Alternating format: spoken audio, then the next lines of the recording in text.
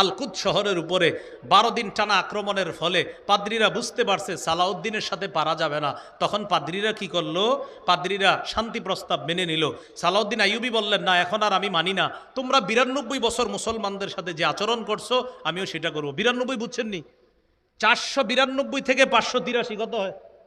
আরে 492 583 কত? 92। মানে সব এমনি তাকাই রয়েছে আপনারা। আমি অঙ্কে কাঁচা, এরপরে তো সঠিক মনে হয় আমারটা। 92 হয় না? তো এই তো ওই 92 83 পর্যন্ত তো বললেন তুমি যা আচরণ করছো আমিও তোমার সাথে সেটাই করব। তখন খ্রিস্টানরা কি বলল জানেন? যে তুমি যদি আমাদের উপর আক্রমণ চালাও আমরা আমাদের স্ত্রীদেরকে হত্যা করব। চিন্তা করেন, আমরা আমাদের শিশুদেরকে হত্যা করব। কারণ খ্রিস্টানরা জানে যে মুসলমানদের নবী মুসলমানদেরকে শিক্ষা দিছে যে যুদ্ধক্ষেত্রেও শিশু আর নারীদেরকে যেন তোমরা সেভ রাখো। তখন খ্রিস্টানরা টোপ মারলো যে মুসলমানরা একটা জায়গায় দুর্বল, সেটা কি?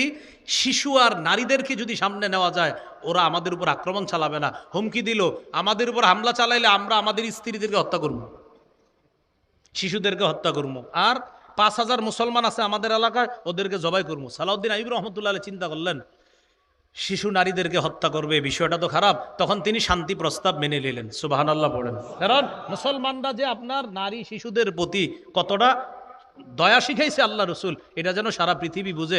আজকে নারীবাদীরা স্লোগান দেয় যে কি মুসলমানরা তাদেরকে নাকি ঠকাইছে। ওরা যদি বুঝতো ওদেরকে কি পরিমাণ সম্মান দিছে তাহলে এইভাবে রাস্তাঘাটে আইসা অবুঝের মতো এই আন্দোলন করতো না।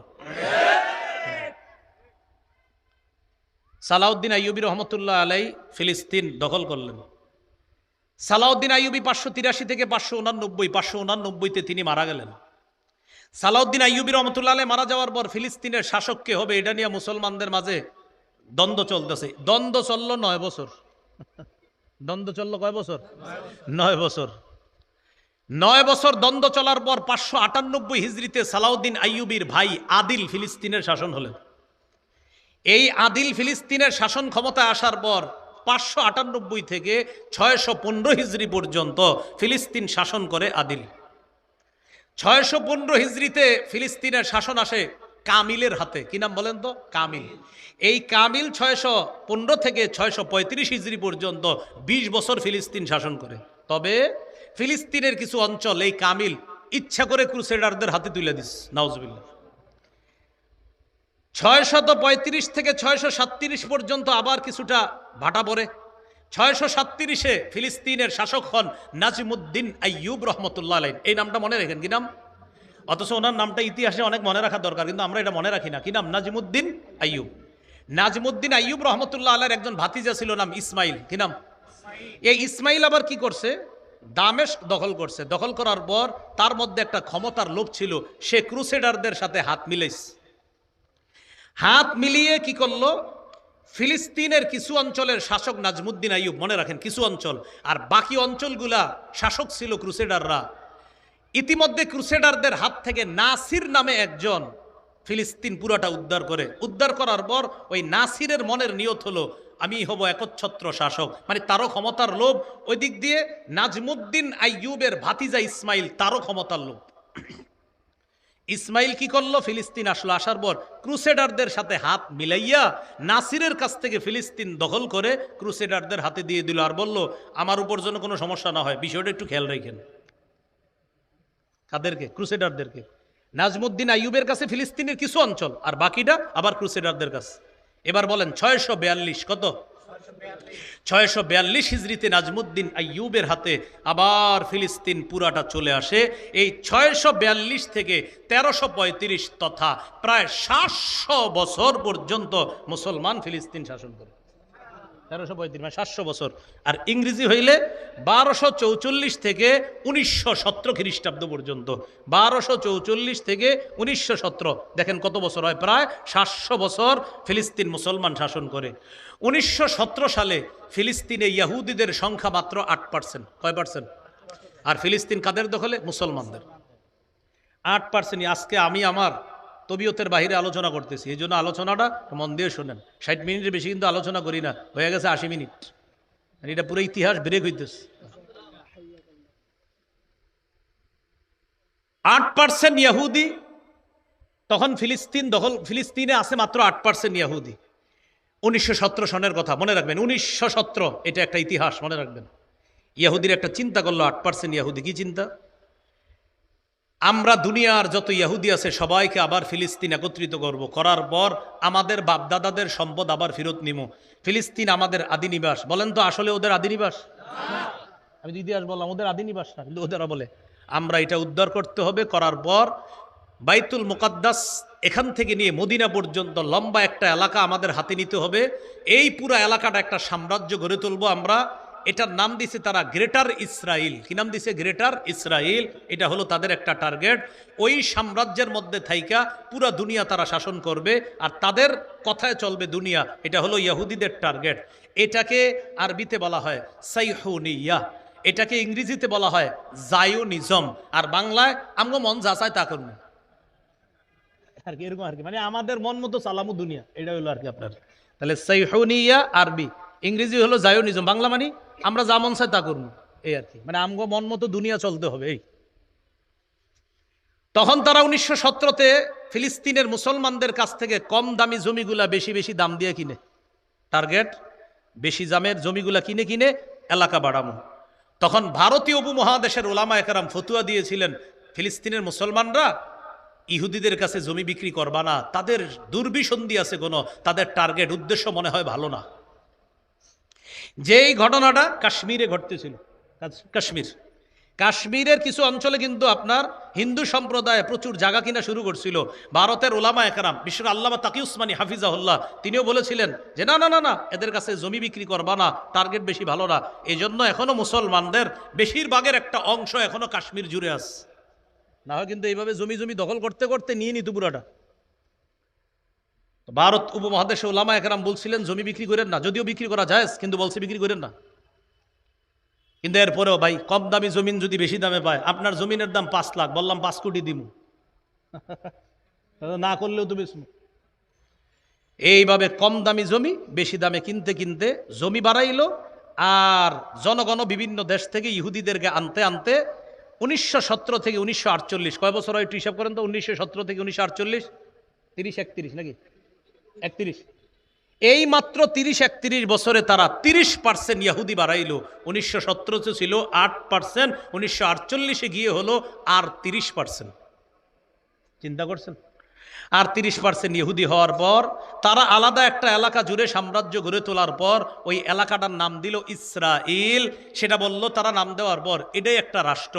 দালাল কিছু দেশের সহযোগিতা, এর মধ্যে অন্যতম ব্রিটেন, এদের সহযোগিতায় তারা একটা রাষ্ট্রের ঘোষণা দিল। সেই রাষ্ট্রের নাম ইসরায়েল। কি নাম? ইসরায়েল। সেটা হলো এই ইসরায়েল।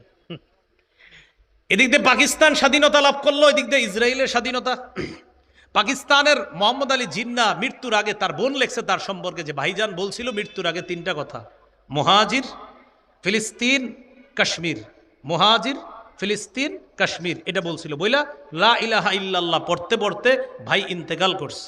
এখান থেকে বোঝা যায় আগের মুসলিম শাসকরা ফিলিস্তিন নিয়ে ভাবতো, কাশ্মীর নিয়ে ভাবতো। বর্তমান মুসলিম শাসকরা মুনাফিক রূপী একটা মুখোশ পরে বসে আছে, তখন তারা ভাবতো এটা নিয়ে। তো ফিলিস্তিন একটা অংশ মানে জোর করে নিয়ে গেলে বানাইলো ইসরায়েল, এখন ইসরায়েল রাষ্ট্র হইলো। এরপর আগে কি করছে আপনার জায়গা কিনছে, এখন কি করে? দখল। এখন দখল আর খালি বোমা মারে, অস্ত্র দিয়ে আঘাত করে। এই আঘাত করতে করতে 1967-তে 3টা দেশ মিলে তাদের বিরুদ্ধে লড়াই করছিল, জর্দান, সিরিয়া, মিশর। জর্দান, সিরিয়া, মিশর 1967-তে ইসরায়েলের বিরুদ্ধে লড়াই করেছিল। 6 দিনে ইসরায়েল তাদেরকে ধরাশয়ী করে ফেলছে। কয় দিনে? 6 দিনে। তবে এই 6 দিনে ধরাশয়ী হওয়ার একটা কারণ আছে। আমাদের পার্শ্ববর্তী একটা রাষ্ট্র মুনাফিকি মার্কা আচরণ করেছিল, ওই মুনাফিকের কারণে তখন ওই 3টা রাষ্ট্র ইসরায়েলের কাছে ধরাশয়ী হয়েছে। মুনাফিক সাহেবরা কোথায়? আমাদের আশেপাশে। হ্যাঁ, ওদের একটা মুনাফিকি ছিল। এই মুনাফিকি গাদ্দারির কারণে তখন আপনার এই ঘটনাটা ঘটছে। তবে তাদের একটা স্লোগান ছিল, 3 দেশের। স্লোগানটা তত সুন্দর স্লোগান না। স্লোগান ছিল আল ইজ্জাতু লিল আরব, সম্মান আরবের। এই স্লোগানটা হলো জাতীয়তাবাদের স্লোগান। জাতীয়তাবাদের স্লোগান ইসলাম সমর্থন করে না। পরবর্তীতে ফিলিস্তিনের পক্ষে মুজাহিদরা লড়াই করতে লাগলো। মুজাহিদের স্লোগান আল ইজ্জুলিল্লাহ, সম্মান আল্লাহর। এটাই হলো প্রকৃত স্লোগান। মুসলমানের স্লোগান সম্মান আল্লাহর, মুসলমানের স্লোগান রাষ্ট্র আল্লাহর, সম্মান আল্লাহর। ইদানিং কালে আমাদের দেশে নতুন একটা স্লোগান আছে। আগে বলতো রাষ্ট্র যার যার, ধর্ম যার যার, উৎসব সবার। তো এটা বেশি দিন টিকে নাই। এখন নতুন একটা স্লোগান, ধর্ম যার যার, রাষ্ট্র সবার। এটা নতুন স্লোগান না, এটাও সঠিক স্লোগান না। বলেন আমার সাথে, রাষ্ট্র বলেন, বলেন রাষ্ট্র আল্লাহর, মনোনীত ধর্ম আল্লাহর। বলেন মনোনীত ধর্ম কার? রাষ্ট্র কার? হ্যাঁ, রাষ্ট্র আল্লাহ। রাষ্ট্র সবার মানে রাষ্ট্র আল্লাহর। এটা এটা নতুন একটা ওষুধ, কিন্তু খায়েন না এটা, যে রাষ্ট্র যার ধর্ম যার যার, রাষ্ট্র সবার না। এটা নতুন টোপ। মুসলমান বলে ইসলাম আল্লাহর, রাষ্ট্র আল্লাহর। মনে থাকবেন ইনশাল্লাহ। এইভাবে তারা, তাদের টার্গেট হলো ফিলিস্তিন থেকে মদিনা পর্যন্ত বড় সাম্রাজ্য বানাবে। এই সাম্রাজ্য বিস্তৃত অঞ্চল থেকে তারা ফিলিস্তিনের সারা পৃথিবীকে তারা শাসন করবে। এটা তাদের টার্গেট। আমাদের করণীয় কি? আমাদের 4টা করণীয়। বলি কয়টা? 1 নাম্বার, ফিলিস্তিনের পক্ষে জিহাদ করা। যেহেতু প্রাচীরের বাধা আছে, এই বাধার কারণে যেতে পারছি না। 2 নাম্বার, ইআদাদ, প্রস্তুতি নেওয়া, জিহাদের প্রস্তুতি। এটা নিতে হবে প্রস্তুতি, যে আল্লাহ কখনো সুযোগ দিলে আমি যাব ইনশাল্লাহ, এরকম। 3 নাম্বার, ফিলিস্তিনের জন্য সাহায্য পাঠানো। মাশাআল্লাহ আমাদের দেশের মানুষ পাঠাইতেছে, তবে সঠিক সোর্সে পাঠাইতে হবে। 4 নাম্বার, ফিলিস্তিনের বিরুদ্ধে ইসরায়েলিরা যেই মাধ্যমে টাকাগুলা কামাই করে, ওই মাধ্যমগুলা বয়কট করা। এই 4টা কাজ আপাতত আমাদের। 1, জিহাদ করা। 2, প্রস্তুতি নেওয়া। 3 নাম্বার, সাহায্য পাঠানো। তো এটা আমাদের জন্য সহজ। এখন 3 আর 4টা আমরা করতে হবে এখন আপাতত। 3 আর 4, সাহায্য পাঠানো। আর 4 নাম্বার, ওদের যে মাধ্যমে সহায়তা আসে ওই মাধ্যমগুলা বয়কট করা। সুবহানাল্লাহি ওয়া বিহামদিহি, সুবহানাকাল্লাহুম্মা ওয়া বিহামদিকা, আশহাদু আল্লা ইলাহা ইল্লা আনতা, আস্তাগফিরুকা ওয়া আতুবু ইলাইক। না কি এটা? কি প্রশ্ন? প্রশ্ন দিয়েন না। কি দোয়া? দোয়া? ও আচ্ছা আচ্ছা আচ্ছা। স্বেচ্ছাসেবকরা রুমাল নিয়ে যাবে। এই মাহফিলে শরীক হতে পারে নাই, তারা রুমাল নিয়ে যাবে আপনাদের সামনে। বসি বসি বসি বসি বসি, তাড়াতাড়ি তাড়াতাড়ি। স্বেচ্ছাসেবক ভাইয়েরা রুমাল নিয়ে যান, আপনারা সহযোগিতা করেন। স্বেচ্ছাসেবকদের মধ্যে 2 জন দৌড়ে গেটে চলে যান। আর এখানে যারা আছেন থাকেন, 1 জন গেটে চলে যান, 1 জন যান গেটে, আর অন্যরা এখানে থাকেন। 1 জন গেটে চলে যান, আপনি যান গেটে চলে যান 1 জন, আর অন্যরা এখানে থাকেন। হ্যাঁ, 2 জন গেটে চলে যান, যেন কেউ টাকা না দিয়ে যাইতে না পারে। হ্যাঁ, যান। আচ্ছা আচ্ছা আচ্ছা। আরেকটা ওই ঘোষণা, মিম্বরের